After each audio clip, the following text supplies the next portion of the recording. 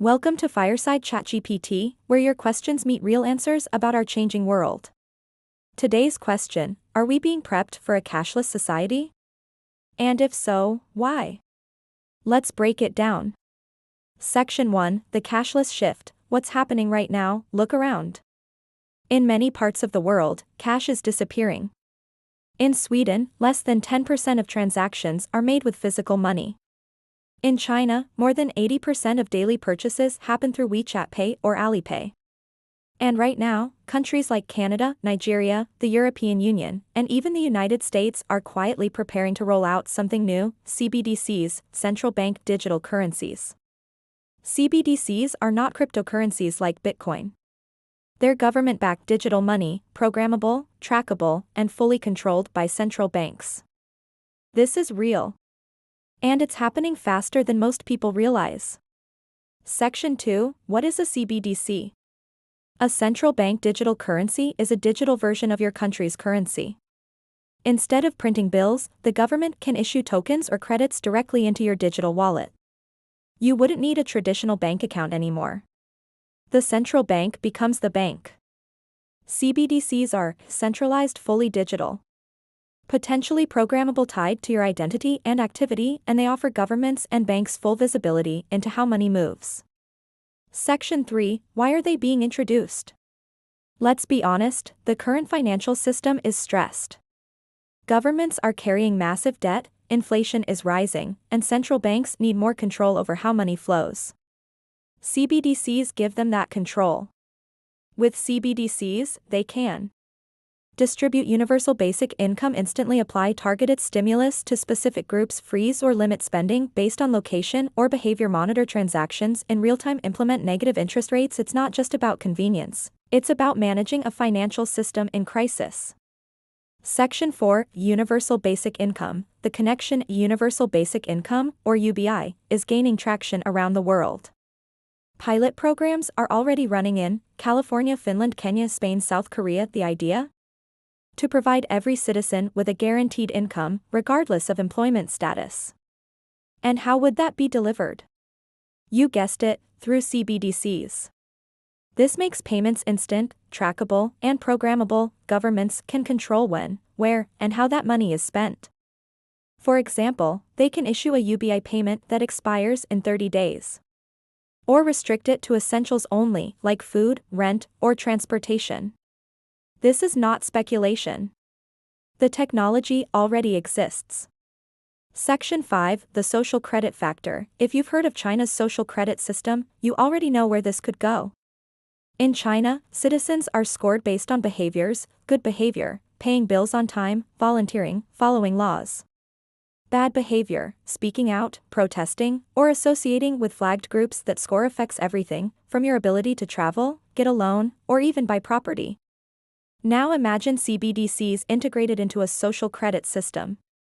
If your score drops, your access to money could be restricted instantly. Governments could freeze funds if you're flagged as suspicious, limit purchases based on behavior or score. Incentivize compliance through bonus payments. The tools for this already exist, and they're being tested. Section 6: The Pros and the Pitch. Governments aren't pitching CBDCs as control mechanisms. They're promoting them as modern, safe, and inclusive. Here are some real benefits they highlight: reduces fraud and tax evasion, streamlines financial aid during crises, provides banking access to the unbanked, cuts out private middlemen like Visa and MasterCard, makes monetary policy more flexible. And that's all true, technically. But the question isn't whether it's useful. The question is, who controls it? Section 7: CBDCs versus Bitcoin, centralized versus decentralized. Let's make one thing clear: CBDCs are not crypto. Bitcoin is decentralized, peer-to-peer, limited in supply, not controlled by any one government. CBDCs are the opposite. Centralized, unlimited supply, fully controlled, tied to your identity. The blockchain behind Bitcoin is public, transparent, and trustless. The ledger behind a CBDC is private, government-managed, and programmable. So while both use digital ledgers, the intention is different. One was built to give freedom. The other is being built to allow control. Section 8: Real-world rollouts already happening. Here's what's already been launched: China, ECNY, Digital Yuan, pilot program, already active in 260 million wallets. Nigeria, eNaira, over 1 million active users. Jamaica, JAMDEX, officially launched in 2022. Europe, Digital Euro, pilot phase now, rollout expected soon. Canada, testing phase complete, awaiting public feedback. United States, Project Hamilton and FedNow infrastructure laid. This is not a future plan. It's the present. And as inflation, debt, and automation reshape our economies, the timing couldn't be more convenient. Section 9, the big picture. So, are we being prepped? It's not just about eliminating cash. It's about streamlining government assistance, controlling inflation and spending, managing societal behavior, creating programmable incentives, responding quickly to economic shocks. It's a full redesign of how money works and how you interact with it. Section 10, the risks and trade-offs. Here's the truth: CBDCs could make financial life easier. But they also open the door to surveillance, financial censorship, behavioral control, loss of privacy, algorithmic governance, and once cash is gone, opting out won't be so simple. The real question isn't whether digital currency is coming. It's how much freedom we'll have when it does.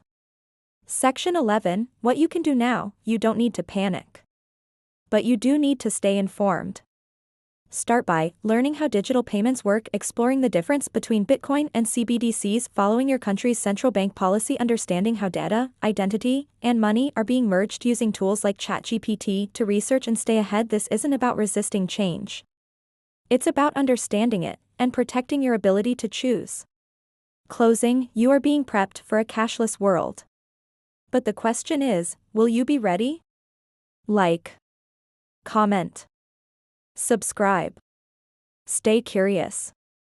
Stay informed. And do your own research, because AI is just a tool. The rest is up to you.